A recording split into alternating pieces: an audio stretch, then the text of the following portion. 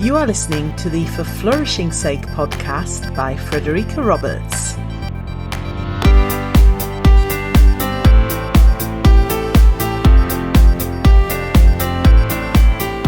Welcome to episode 28. A few weeks ago, I published an episode about healthy coping mechanisms in which I talked openly about some difficult times I went through and how I'd got through these with the strengths and emotions of hope, love, and gratitude. Today, I'm going to share some of the emotions running through my head right now and how I'm using positive psychology to help me. I hope that in doing this, I can help you too, whether you're going through a difficult time yourself or are supporting one of your students through some challenges. Because really, it might be an overused cliché, but it is okay not to be okay. That doesn't mean that there is nothing we can do to help us feel a bit less rubbish than we would if we didn't have positive psychology tools at our disposal, however. Last week, I had one of my regular coaching sessions with my executive coach. We do talk about emotions in those sessions, of course, as I don't live and work in a vacuum, but this session was something else. I spent almost the entire hour and a half of my Skype coaching session crying, with some beautiful and uplifting moments of laughter thrown in, but I did cry a lot. Once I gave myself permission to talk about the anxieties I'm dealing with and to let the emotions out, I couldn't turn the tap off, and my eyes just kept on leaking. I don't want you to worry about me, even though I'm not okay. I accept it's okay to feel this way under my present circumstances, and I know I will be okay again. I'm dealing with a lot of stuff. Financial stuff, family stuff that comes at all of us at some point or other in life. Lots of change, lots of uncertainty, lots of worry.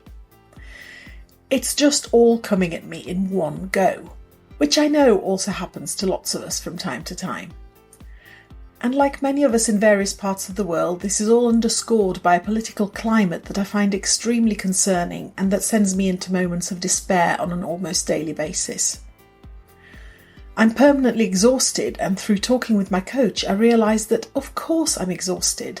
I'm dealing with all this anxiety, with various circumstances that I cannot directly control or even influence, and I'm working hard to keep myself mentally well. It's bound to be tiring. And I realised that, although on an intellectual level I understood and accepted that it's okay to feel this way, to not be at my very best all the time with all this stuff going on, that it's okay to give in to the exhaustion when I can just be. I was compounding how I was feeling by adding a layer of guilt, that I should be doing more, that I shouldn't be so self-indulgent, that I should just get my act together. Does that sound familiar?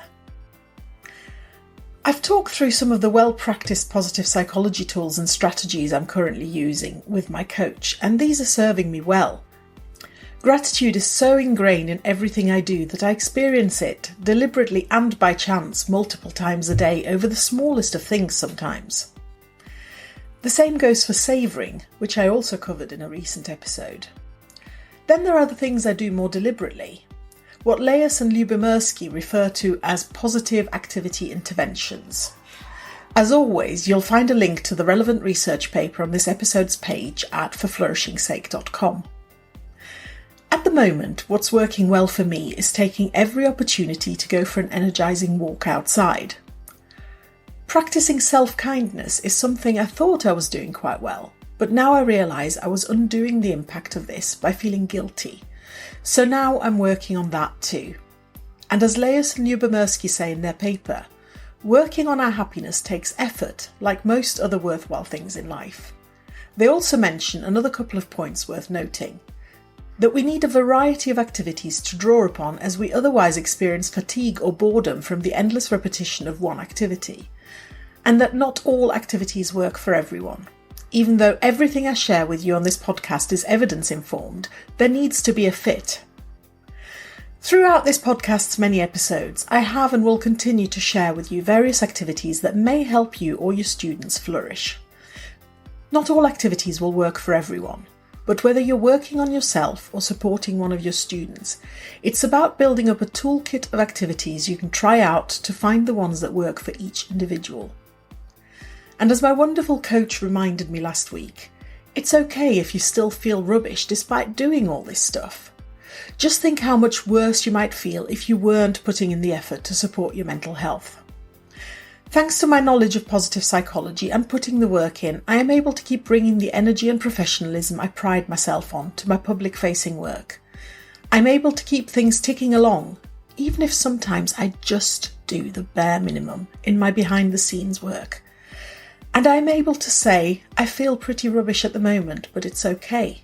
It's normal under the circumstances, and I know it will get better again. Sometimes that is all we can do. So keep adding to your toolkit. Keep trying out the different techniques, ideas and interventions that I and my wonderful podcast guests share with you. And do put the work into your well-being or support your students into putting the work into theirs. And start by being kind to yourself. It's one essential item in the toolkit and possibly the most difficult one for so many of us to put into practice. Let me know how you get on and what works for you. And as always, I look forward to catching up with you next week. Until we speak again, for flourishing's sake, have a great week. Thank you for tuning in to the For Flourishing's Sake podcast. I hope you've enjoyed this episode, and I'd be really grateful if you'd spread the word. If you'd like to get in touch with questions or comments or to contribute to a future episode, please go to forflourishingsake.com, where you'll find all my contact details, and there you'll also be able to leave individual comments on specific episodes. I look forward to hearing from you.